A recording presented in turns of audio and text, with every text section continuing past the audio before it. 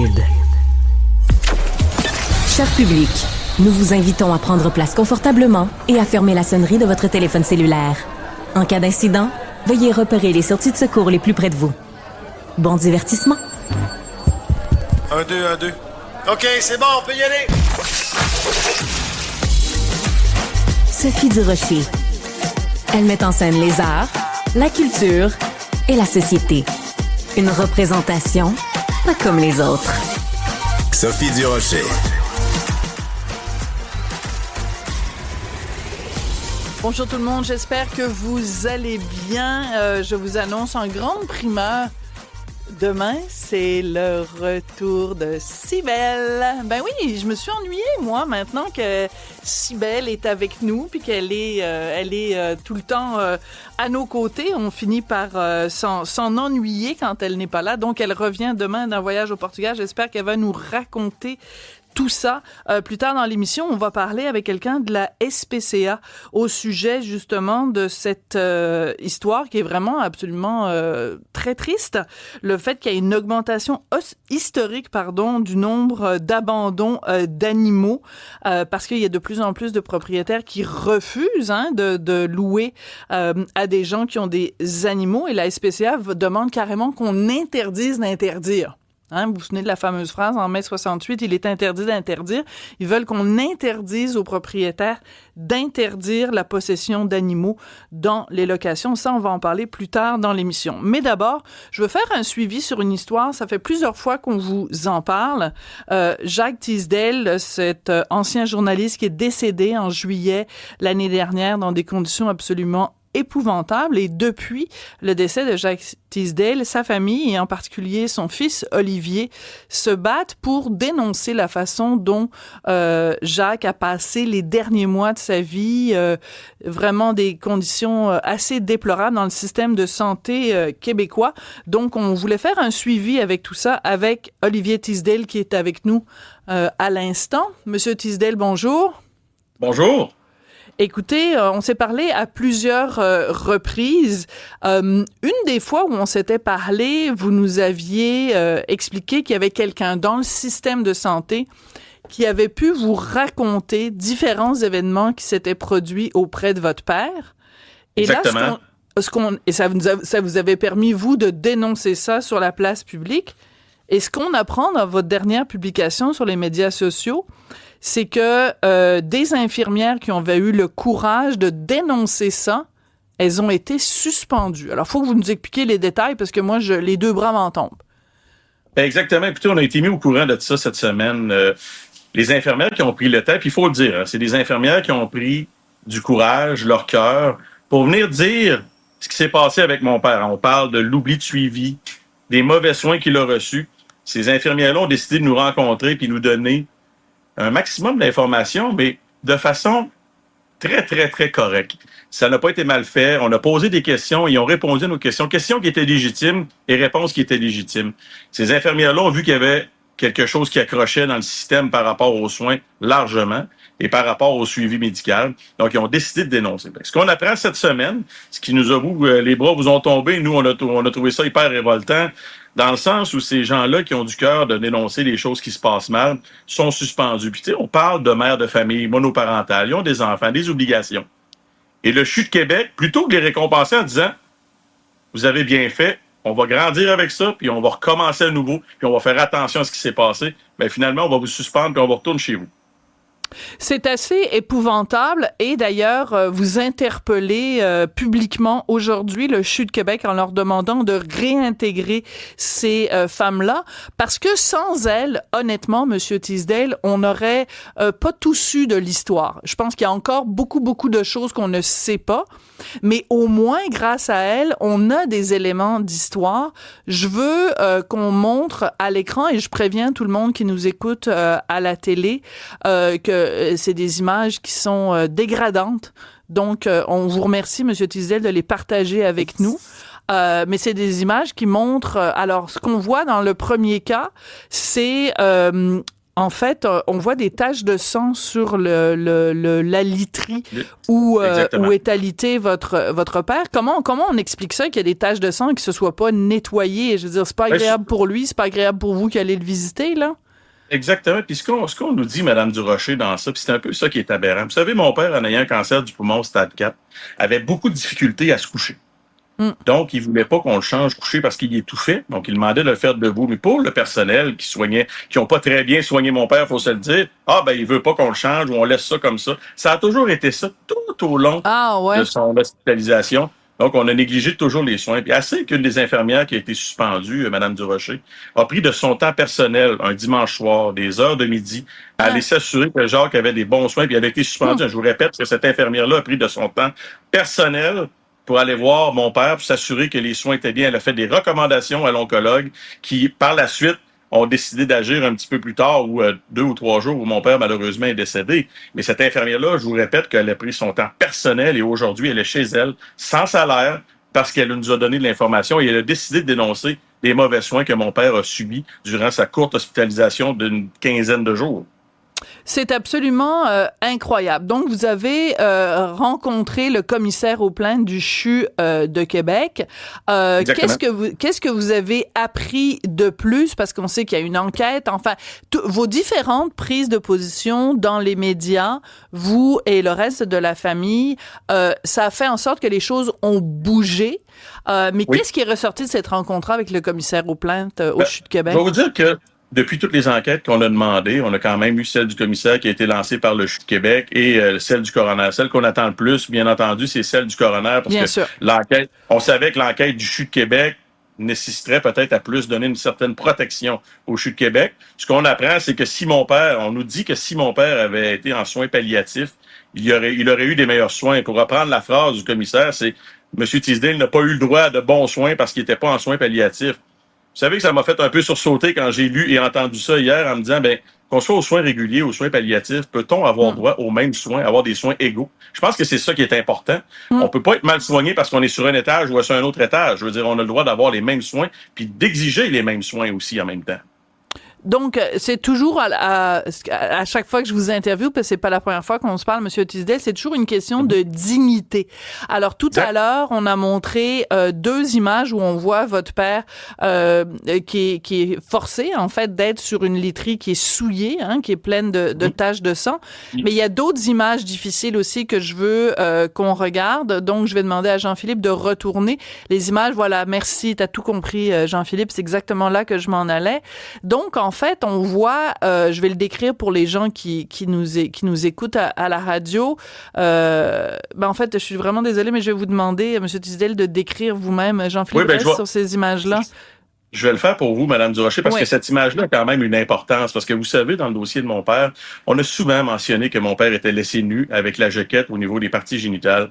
Et sur celle-ci, par respect pour mon père, on n'a quand même pas montré son visage, mais pour celle-ci, vous pouvez voir la jaquette qui est pliée sur sa cuisse, qui cache les parties génitales. Il est complètement nu.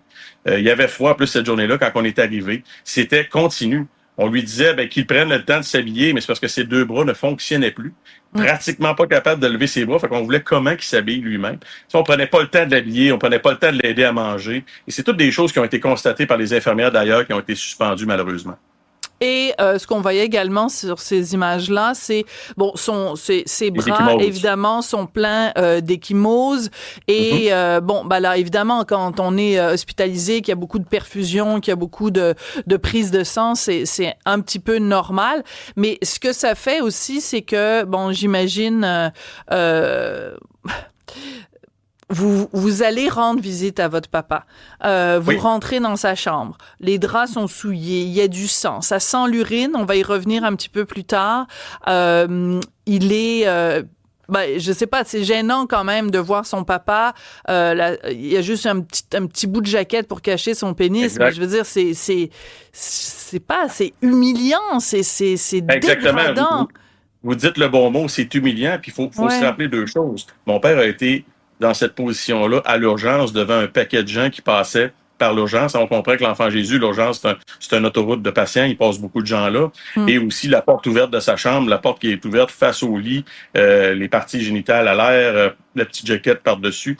Et souvent, on prend un plaisir à dire, quand on va à l'hôpital, on a souvent les fesses à l'air. Mais dans le cas de mon père, c'était pas les fesses, là, c'était le corps entier. Oh, Et oui. pour nous, c'est humiliant pour lui. Pour nous, c'est dégradant pour lui. C'est quelque chose qu'on n'acceptera jamais de voir ces choses-là. J'ai montré ces photos-là, le commissaire me dit que ça peut arriver des choses comme ça dans les hôpitaux. Je suis désolé, mais c'est pas dans les standards de qualité qu'on devrait offrir à des patients qui sont malades, qui vont à l'hôpital. Je pense que un minimum, c'est d'avoir un patient habillé, un minimum de soins et savoir que notre patient est confortable. Ouais. Alors, dans les notes que vous nous avez envoyées, on voit aussi qu'à un moment donné, mais là, il y a de la terminologie médicale, donc vous allez peut-être pouvoir m'éclairer, mais vous dites qu'il y a une boîte de carton pour déposer le matériel cytotoxique au bord de la porte d'entrée, sans couvercle.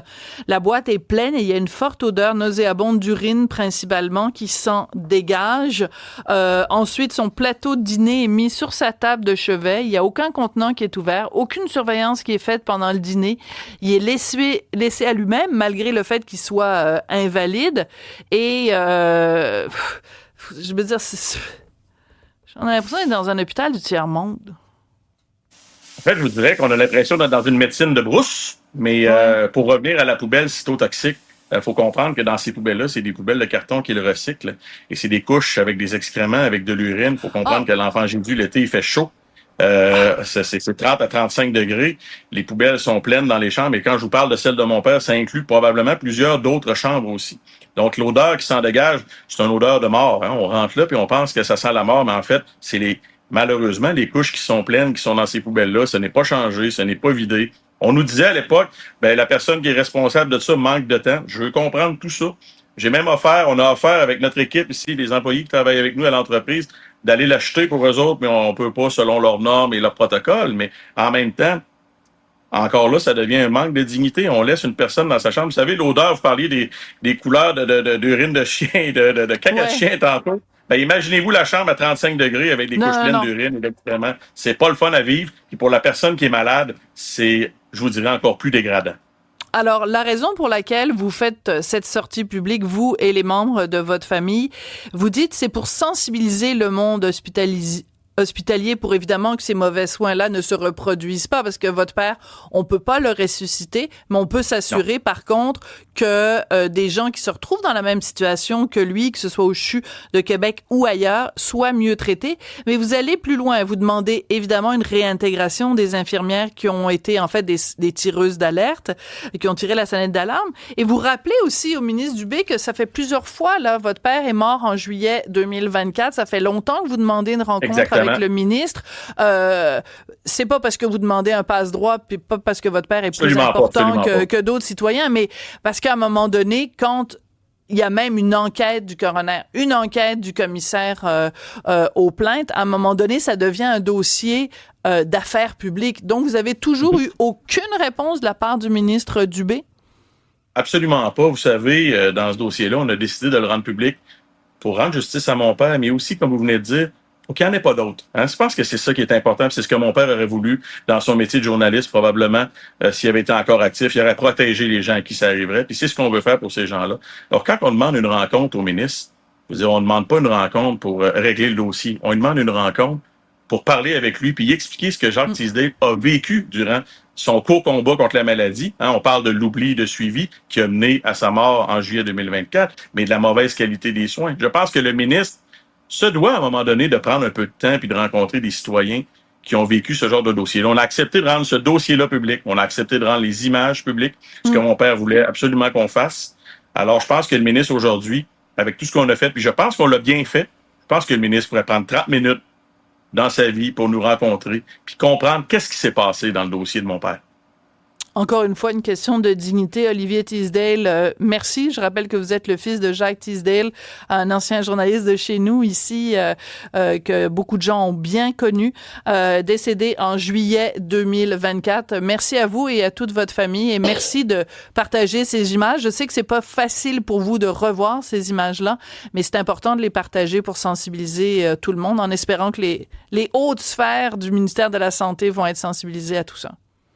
Absolument. Je vous remercie beaucoup encore une fois de donner une voix à mon père qui serait assurément heureux de savoir qu'on continue à s'occuper de lui puis que les gens des médias lui donnent la voix pour que ça continue puis que les gens soient bien soignés dans le futur.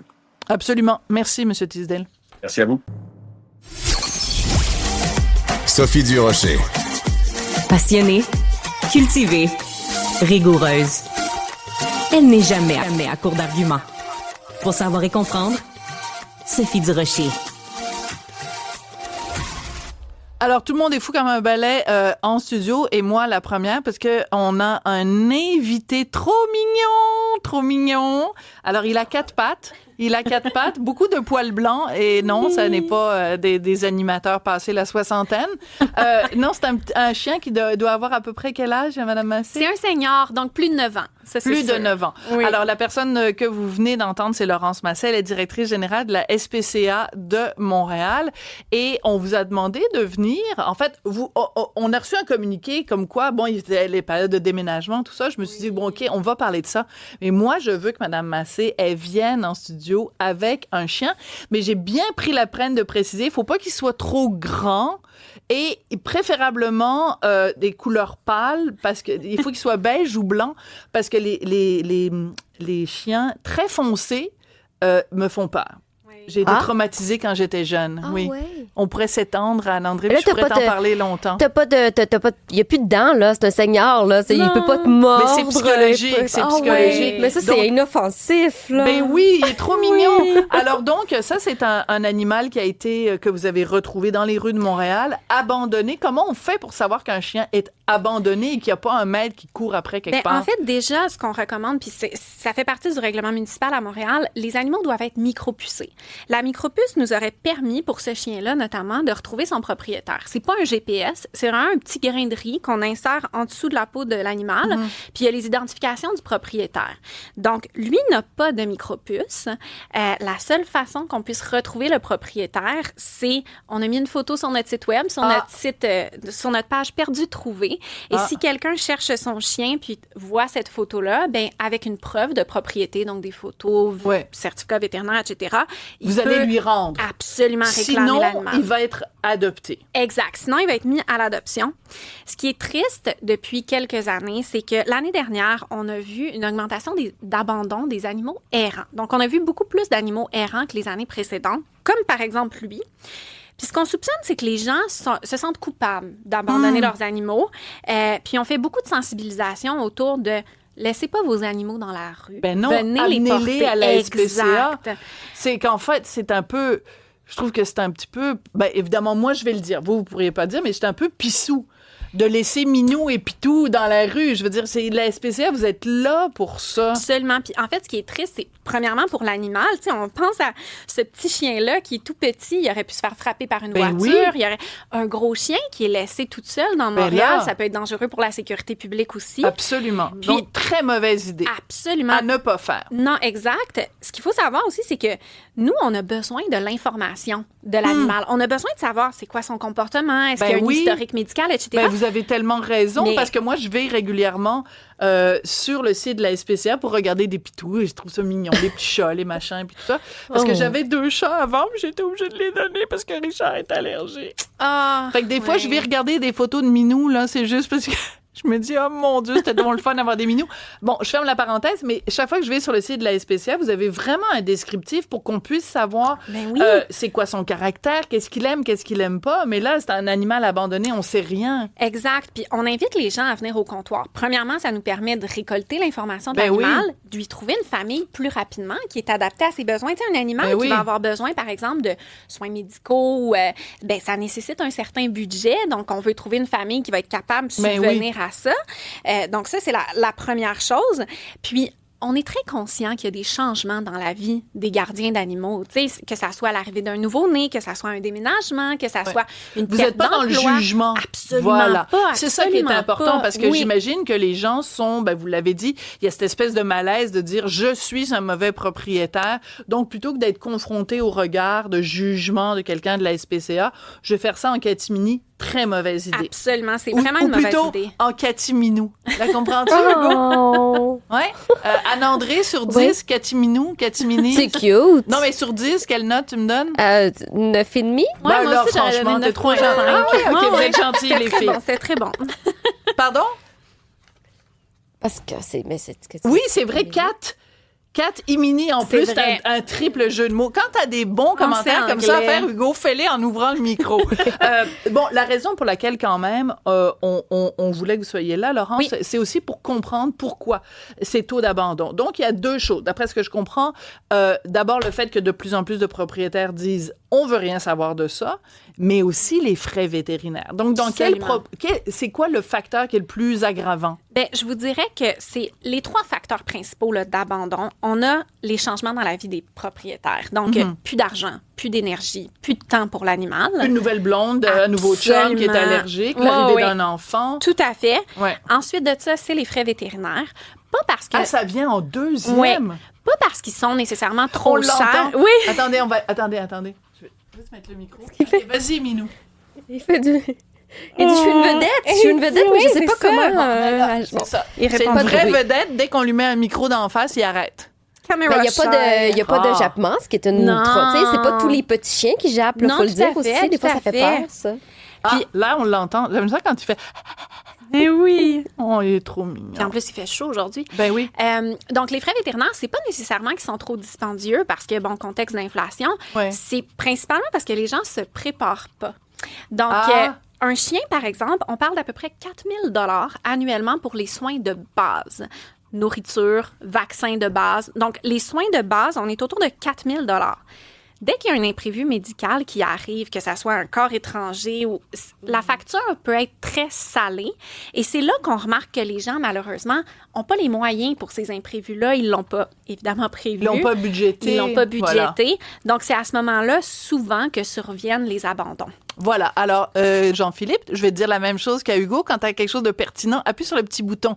Vas-y, parce que c'est très bon ce que tu viens de dire. Ben, pour sauver des sous, le fait d'avoir des assurances, je regardais différents forfaits, ça commence vers 50 $, 75 $, ça peut nous faire sauver des milliers de dollars. Absolument.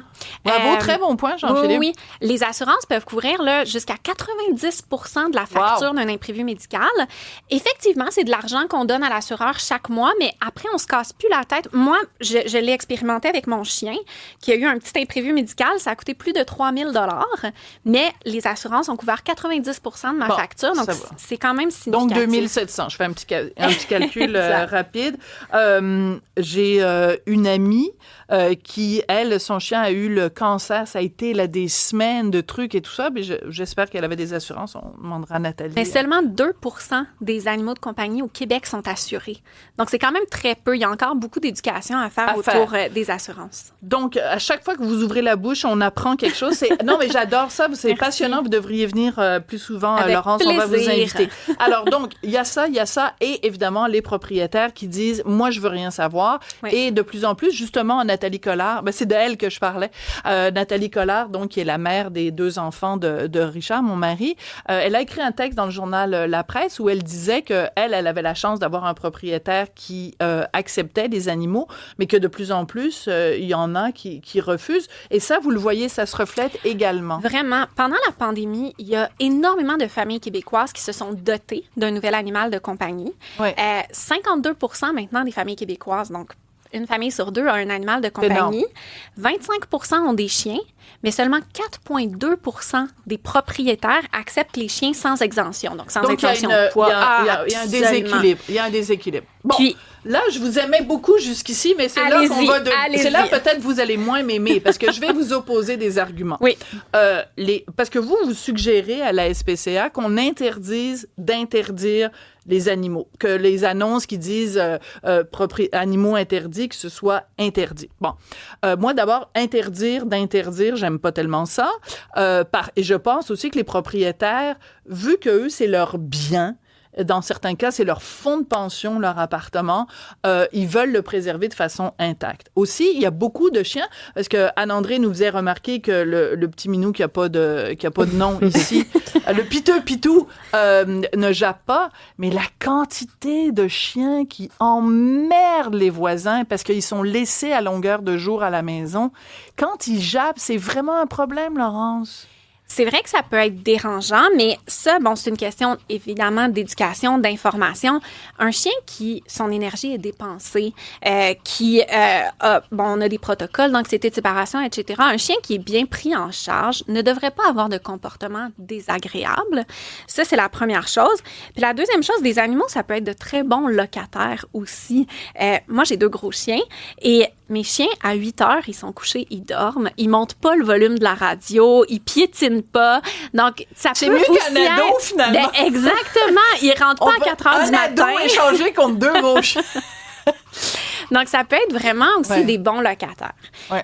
Après, nous, effectivement, on veut abolir les clauses interdisant les animaux dans les logements, mais ça va pas changer du jour au lendemain dans le sens où est-ce qu'on est en crise du logement et les propriétaires ont encore la latitude de choisir leur locataire. Ils ont le gros bout du bâton. Absolument. Donc, tu sais, c'est juste que nous, ça va permettre... On voit tous les jours à la SPCA de Montréal des situations déchirantes, des gens qui ont vécu toute leur vie avec leurs animaux de compagnie. Puis, pour la plupart, tu sais, on pense à des personnes âgées ou des personnes qui habitent seules, que le seul contact qu'ils ont, c'est leurs animaux de compagnie. Et là, ils sont obligés de les abandonner, alors que ça peut être un chat qui miaule pas, qui fait pas de bruit, qui fait pas de grabuge. C'est leur seul contact. Ils sont obligés de l'abandonner parce qu'ils se trouvent pas de logement.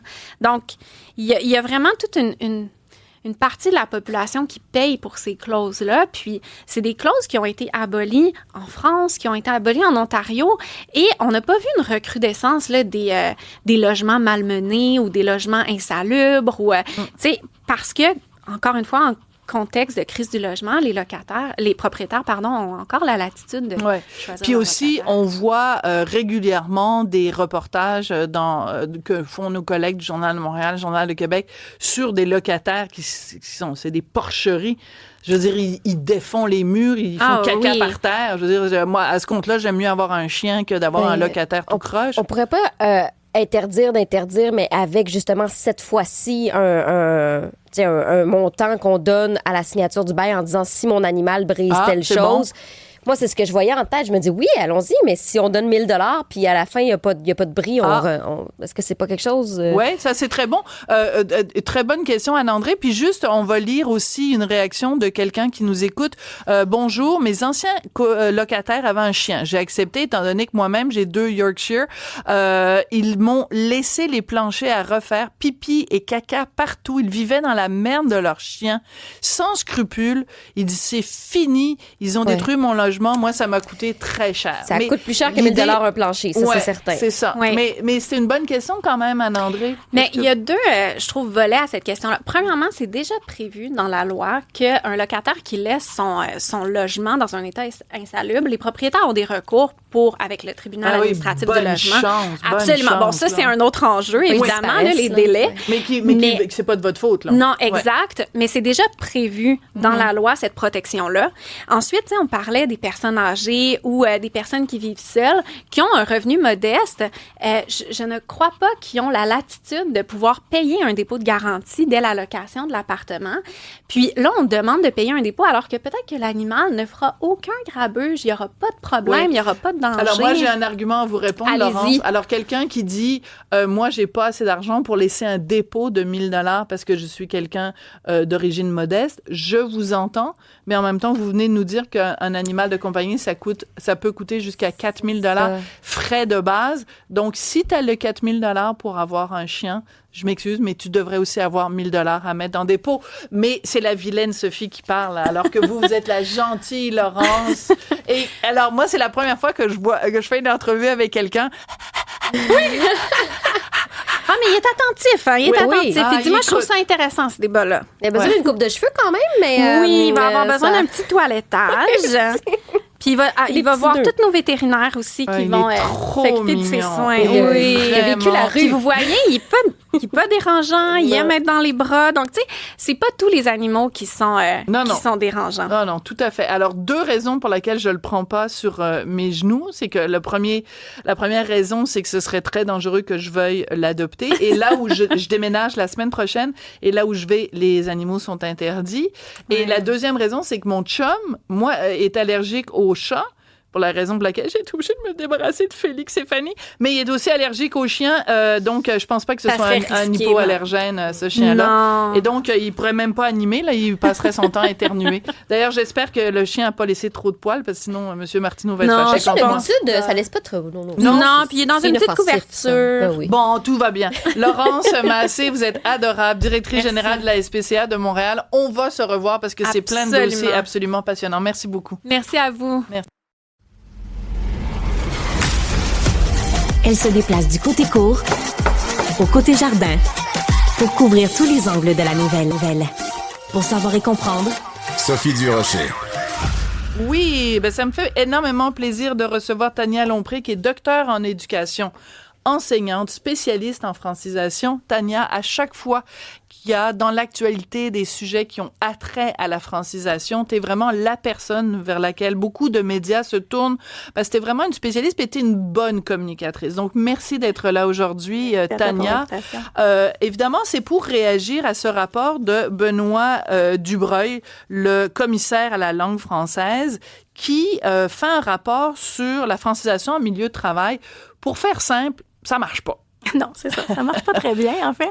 On le savait, mais on est content. Surprise non, des conclusions de son rapport? Pas du tout, mais je suis très contente d'avoir des données maintenant. Oui. Parce qu'on a peu de données sur ce genre de choses-là. On dirait que ça intéresse peut-être moins. En tout cas, mais depuis que Benoît est là, on a des données. On est très content d'en avoir plus. Donc, ça fait pas très longtemps. Ça fait depuis 2023 qu'il y a un commissaire à la langue française. C'est vraiment le chien de garde pour s'assurer que toutes les questions de langue française au Québec se règlent de façon intelligente. Et je suis d'accord avec toi. Honnêtement, il fait un super bon boulot. Là, tout le monde est content de ce qu'il fait. Pour aussi, et il apporte à chaque fois des solutions, des pistes de solutions. Alors, le constat qu'il fait, c'est qu'il n'y a absolument pas assez d'heures affectées. Puis là, il sort un chiffre qui, moi, m'a fait complètement capoter. Normalement, pour franciser quelqu'un de façon intelligente, ça prendrait 500 heures. Or, il n'y en a que 56, donc c'est 10 fois moins. Même 500 heures. 500 heures, merci. Oui, même ça, ce n'est pas suffisant. Pourquoi c'est pas 500 suffisant? heures, on parle d'être efficace dans une petite conversation de base. C'est ce qu'on appelle, nous, la fin. Oui, c'est pas le niveau 4. Ce qu'on veut dans une entreprise, c'est un niveau 4. Oui, c'est ça. Un niveau 4, c'est 500 heures. Donc, pour se débrouiller. Mais vous pouvez pas, par exemple, me parler de sujets très complexes. Vous pouvez pas écrire des textes non plus très longs. Mais si vous voulez vous débrouiller à l'oral dans des situations de base de la vie commune, un niveau 4, c'est suffisant. Mais pour ça, il faut avoir 500 heures de formation. Et le gouvernement, ce qu'on voit dans les données ici, c'est que c'est environ 56 heures plutôt qu'ils reçoivent. Donc, ils n'ont pas terminé le niveau. Ils terminent le niveau 1 parce que c'est 50 heures un niveau 1. Donc, c'est vraiment la base, c'est un café, s'il vous plaît, puis merci, bonsoir. On n'est même pas dans les commandes, là. On est dans l'identité, comment tu t'appelles, de quel pays tu viens, c'est quoi ton numéro de téléphone, ton adresse. OK, donc on s'en fout, on est parce que dans une la entreprise... très base. On peut pas travailler avec un niveau 1. Ça donne rien. OK, parfait. C'est quoi les plus gros obstacles, Tania?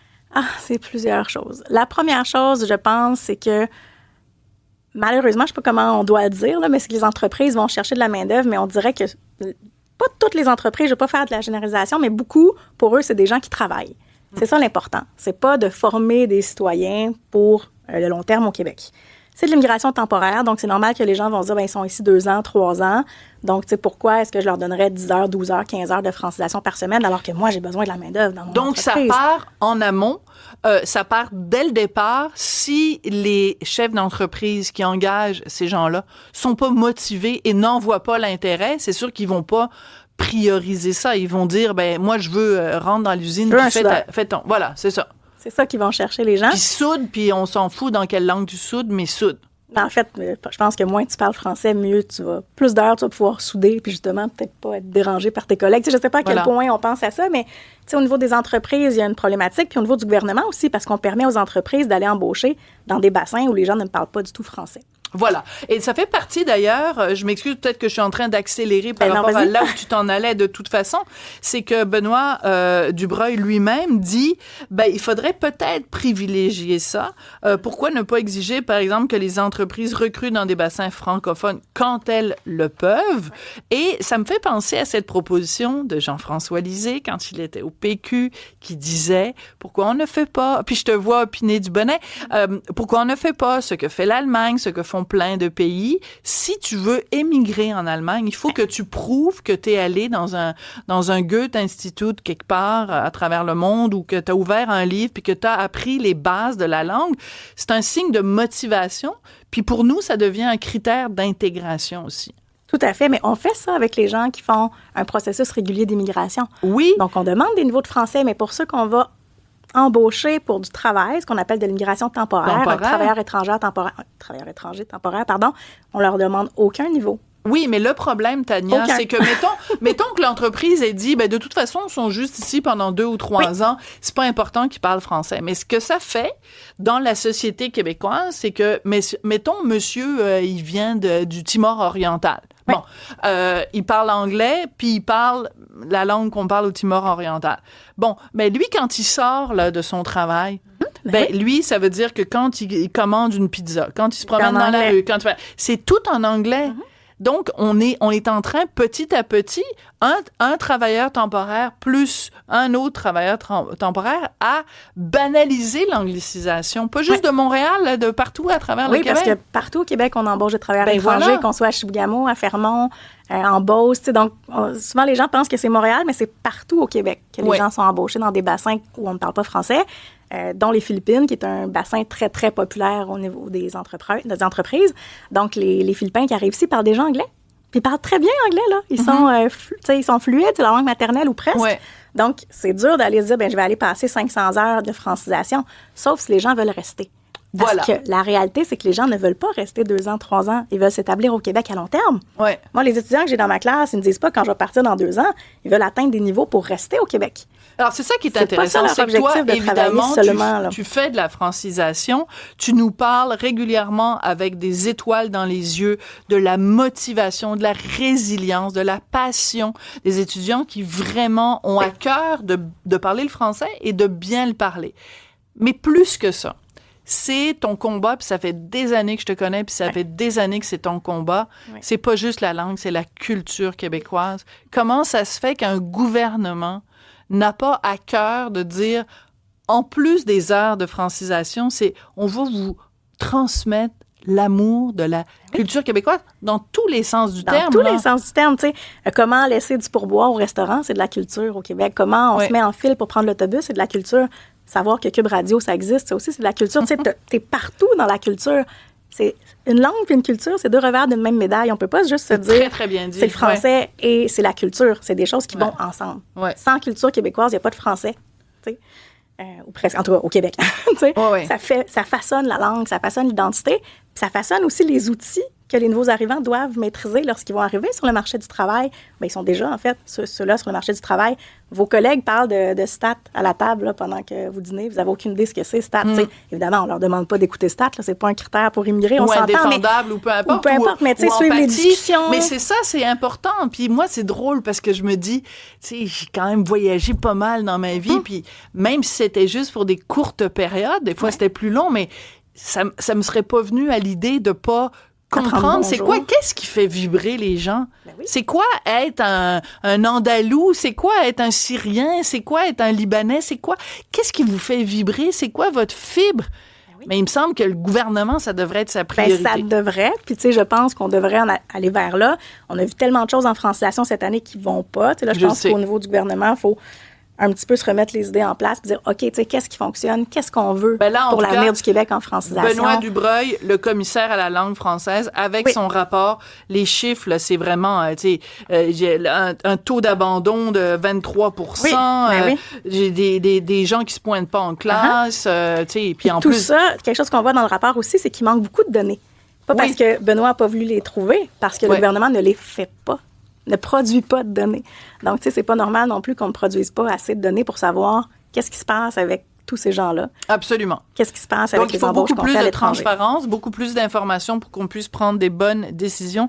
Tania Lompré, je rappelle que tu es docteur en éducation, enseignante, spécialiste en francisation.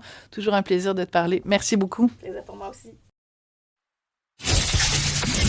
Qu'elle soit en avant ou en arrière-scène, Sophie Durocher reste toujours Sophie Durocher.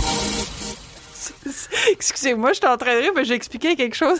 J'ai expliqué mon déménagement à Rémi Villemur, puis je voulais lui expliquer que le déménagement allait se passer sur 3 jours, 4, 5, 6. Mais au lieu de lui dire, j'ai dessiné. Et là, Rémi vient de me faire remarquer que je pense qu'il aurait compris. Non, j'ai dit que j'y arriverais pas sans les dessins. Je suis rendu là, j'ai besoin d'une coupe oui? Mais non, mais okay, franchement. Je pensais que t'étais ironique. En plus, tu me parles du 4, le 5, le 6, le 6. Le pré-enregistrement, puis tout ça, parce que le samedi, je vous le dis tout de suite, le 6 juin, je suis pas là, c'est Rémi qui anime à ma place. Bon, voilà, c'est dit. Rémi, on a fait sauter ta petite introduction musicale parce qu'on manquait de temps, puis là, je gaspille le temps à parler de toutes sortes d'affaires pas intéressantes. Mais c'est ça aussi qui fait que les gens aiment nos discussions. Hey, le roi Charles, il est parti. Incline-toi. Oui, non. Devant le roi. Non. Jamais de la vie. Moi, j'avais le goût d'applaudir quand il est reparti. Ben moi avec, mais tu sais, moi, il y a 2 sortes de personnes, il y a 3 sortes de personnes plutôt, parce que je vais me compter parmi une des catégories, qui s'expriment généralement quand on doit parler de ça, de monarchie. Il y a les gens qui nous disent donc que c'est un scandale. Je pense que les deux, on est dans cette catégorie-là. On s'oppose à la monarchie, on trouve que c'est vieillot comme symbole. Voilà. Ouais. Il y a des gens qui nous disent, il y en a très peu, qui nous disent que il y a une raison pour laquelle ça a existé. Il faut en être fier. J'ai interviewé un jeune monarchiste. Les gens vont pouvoir retrouver ça sur le site de Cube Radio la semaine dernière. Hein? Et ça existe, ces gens-là. Et ces gens-là m'énervent moins que la 3e catégorie de personnes. Et là-dedans, tu dois bien avoir 90% de la population. Malheureusement, ce sont des gens qui nous disent quoi? Ah, les résignés! Ben, c'est un symbole, ça veut rien dire. Bon, voyons donc, arrêtons d'en parler. Et moi, je voulais venir te dire aujourd'hui que ce n'est pas un symbole, Sophie. Parce que si c'était un symbole, la monarchie, premièrement... Ça coûterait rien. Ça ne coûterait pas 71 millions de dollars. Ben, voilà. Je l'ai même écrit ici. Regarde. Non. Ça n'existe pas, des symboles qui coûtent 71 millions de dollars. Quand ça coûte 71 millions de dollars, ce n'est plus un symbole. Ça s'appelle une institution. Tout à fait. Et d'ailleurs, c'est pas un symbole pour 2 autres raisons. La première, pourquoi il est venu? Parce qu'on est en guerre commerciale avec les États-Unis et Mark Carney cherche désespérément à faire quelque chose que Justin Trudeau n'a pas été capable de faire, quelque chose que... Une identité. Ben voilà. Oui, parce que Justin Trudeau disait, on est le premier État post-national, donc le nationalisme n'a pas de sens, puisque en tant que nation, tu n'existes pas. Tu es juste comme une auberge où chacun amène sa petite eau au moulin. Mais Mark Carney essaye de faire en sorte qu'on soit quelque chose qui n'est pas juste, on n'est pas les États-Unis. Ben oui, puis en passant, on fait souvent ça, dire depuis Justin Trudeau, le Canada, c'est ambigu. Même Stephen Harper, qui, pendant la campagne électorale là, qui vient de passer, a pris la parole souvent.